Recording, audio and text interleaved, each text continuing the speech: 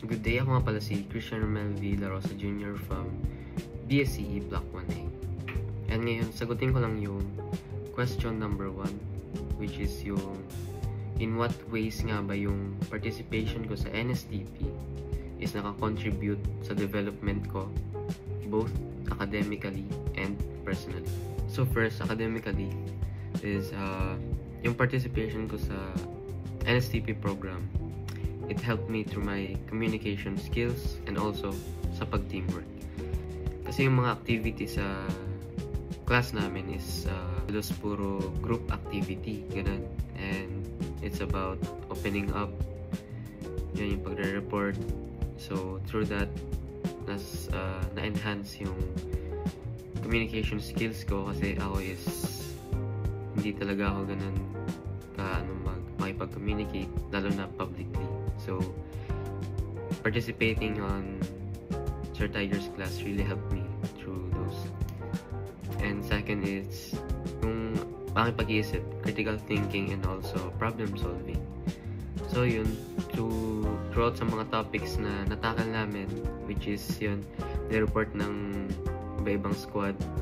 So, napakarami ko rin natutunan to help me apply yung problem solving and also kung paano ko dapat mag-isip, kung paano ko solve yung ganitong situation, kung ano ba yung tama kong gagawin.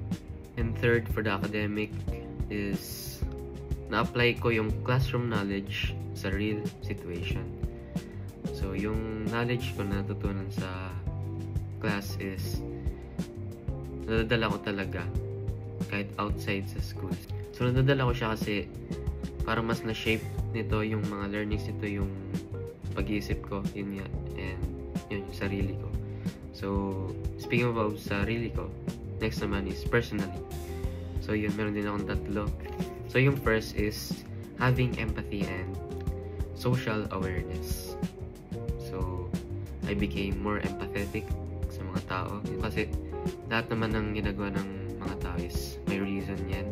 So, being empathetic is ma-understand mo kung bakit ganun yung outcome or kung ba't nila nagawa yung mga ganun actions nila. And also social awareness. So kumbaga dito social awareness is nasabi ko reading the room, or ako sa sarili ko dapat aware ako kung ano nga ba yung napapakita ko sa klase or sa mga ibang tao. And also, aware din ako kung ano nga ba yung gusto ko and what's my purpose also. Then, pangalawa naman, personally, it built confidence and sense of responsibility. So, NSTP is, yun, it's about leadership and confidence. Yun, since kada group activity is nakilala natin yung iba't ibang tao, na-understand natin yung personality nila kahit konti, is nabibuild nito yung confidence natin. Yung confidence ko is nabuild din talaga sa mga activity na yun. And also, mas yung sense of responsibility ko mas nag-deepen or nag-strengthen. Then lastly is it really deepened my sense of purpose. Kumbaga, nagkaroon ako ng realization na there's more to life, na hindi lang ito, that hindi ka ma-stuck sa gantong room or dapat dyan ka lang sa comfort zone mo. Kumbaga, by NSTP is nalabas ako sa, masabi ko is nalabas ako nito sa aking comfort zone.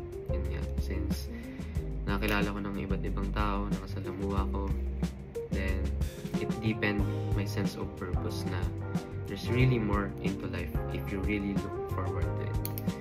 So, yun lang lahat. So, yun yung answer ko sa question number 1. Kung paano nga ba nakatulong yung NSTP program both academically and personally. And yung message ko lang po sa inyo, sir, is thank you for this semester. Thank you po kasi kayo po yung instructor namin. And salamat din po sa pag-understand sa amin palagi sa mga situation ng bawat student. And nag-guide nyo po talaga kami throughout this semester. Thank you so much po, sir.